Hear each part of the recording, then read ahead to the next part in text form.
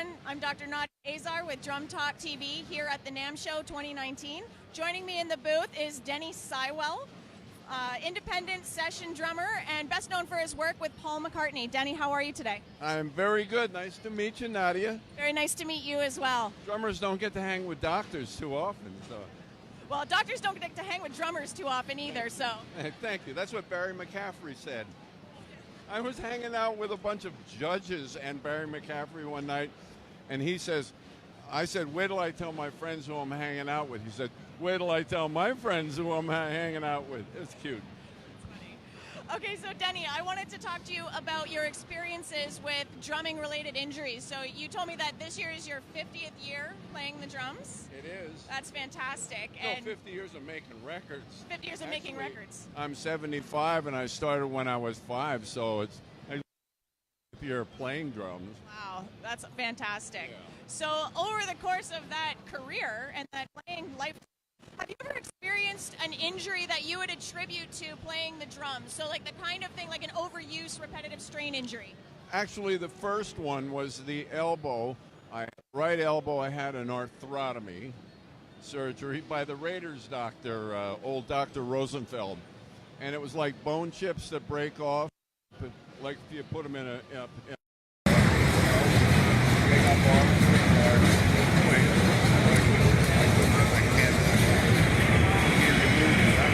one, and I was really worried because your right hand is very important in drumming and being right-handed as well, so it was fine, but the arm doesn't straighten out, and that was a result of playing the bell of the cymbal really loud for many years, stretching out and bang, bang. You know, wood on metal is not a really good thing for bone structure. That was the first thing that. So you said you had surgery to help deal with that. Was it a lengthy recovery? Did it affect your playing for a while? No, it was kind of numb on the top of my arm for a little while, but I don't recall if I had to take off more than a few weeks. They just removed, they were called joint mice, and they just removed them, and pretty soon I could get full function out of the elbow. But that was the first thing that happened. So so that's the first thing. Were there subsequent injuries that you can tell us about? Well, I've had 2 knee replacements, total knee replacements 15 years ago, and I'm sure that some of that resulted from drumming, and some of that resulted when I was young. I was an athlete, and then later, and I had a back surgery too. I had discs that bulged out, so I had a laminectomy, and then recently, though, I started getting trigger finger, which is a nasty syndrome, and I found a PLP doctor, a prolo therapist in Los Angeles that goes in with an ultrasound and a guided needle and breaks it up, and he corrects it within a few minutes.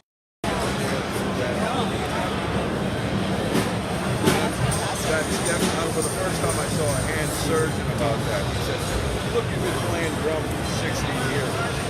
Even a machine breaks after 60 years. So your hands really take a lot of punishment from that repetitive motion and the slamming. Yeah, absolutely. And I would imagine the vibration, like the shock waves from all those impacts traveling up your arms is probably part of the problem as well. Absolutely, yeah.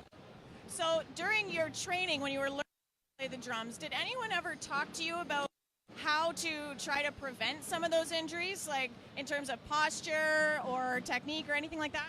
No, not in those days. They weren't thinking about that kind of stuff then.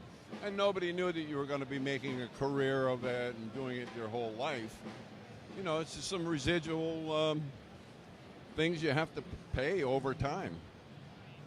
But nowadays, hopefully with better information, we can start teaching younger drummers better ways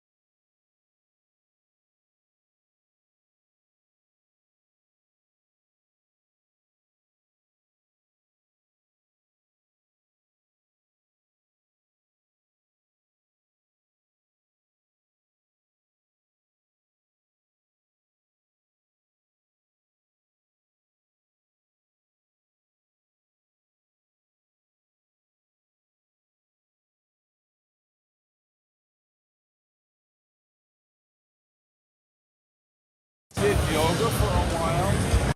My knee surgeon didn't like it. He said I would stop the yoga. We had a professional lady that dealt with disabilities and stuff come to the house every week, and I loved it, but my knees didn't love it.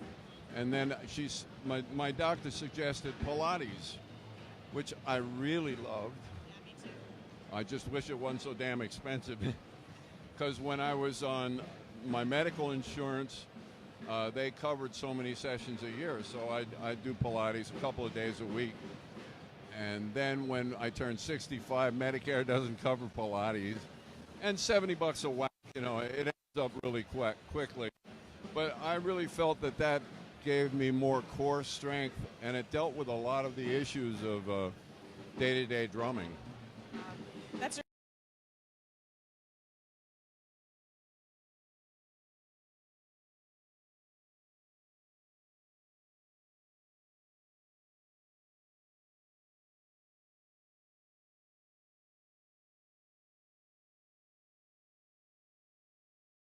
interesting book.